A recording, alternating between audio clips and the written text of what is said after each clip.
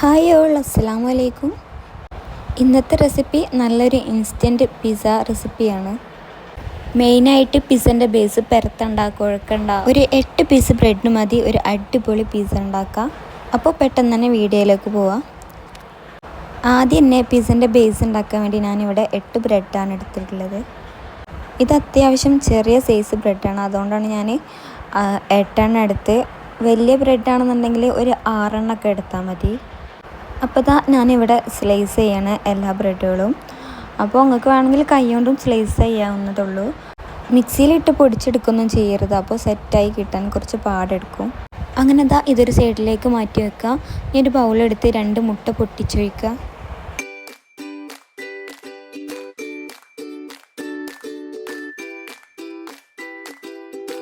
ഇനി ഇതിലേക്കൊരു 1/2 കപ്പ് പാലൊഴിക്കുക.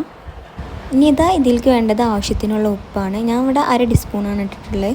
ഇനി ഇതെല്ലാം കൂടെ നന്നായിട്ടൊന്ന് അടിച്ചിട്ട് മിക്സ് ചെയ്ത് കൊടുക്കുക.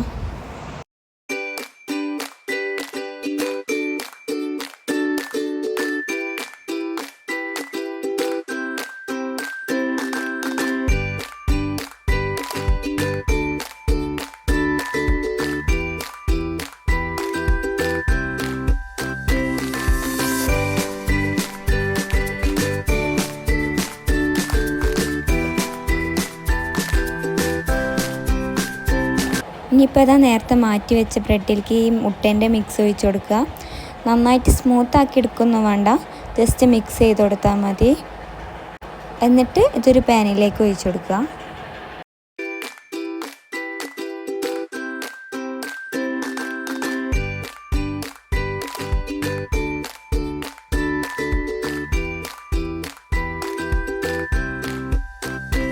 ഇനിയിപ്പോൾ നിങ്ങൾക്ക് വേണ്ട സൈസിലുള്ള ഒരു പാൻ എടുത്തിട്ട് അതിൽ കുറച്ച് ഓയിൽ സ്പ്രെഡ് ചെയ്ത് കൊടുക്കുക.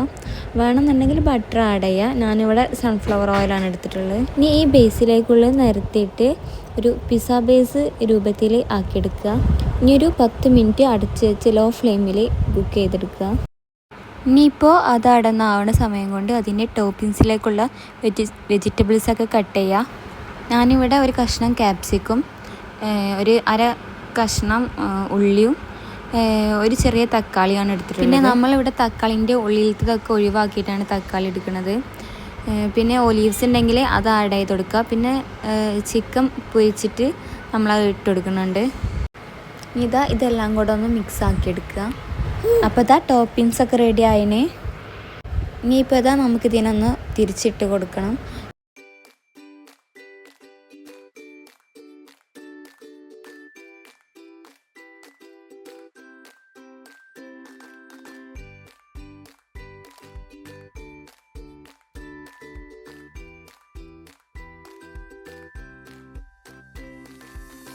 ഇനിയിപ്പോൾ നമുക്ക് പിസ്സൻ്റെ ടോപ്പിങ്സ് സെറ്റാക്കാം. ഞാനിവിടെ ടൊമാറ്റോ സോസാണ് എടുത്തിട്ടുള്ളത്. നിങ്ങളുടെ അടുത്ത് പിസ്സ സോസ് ഉണ്ടെങ്കിൽ അതെടുക്കാം.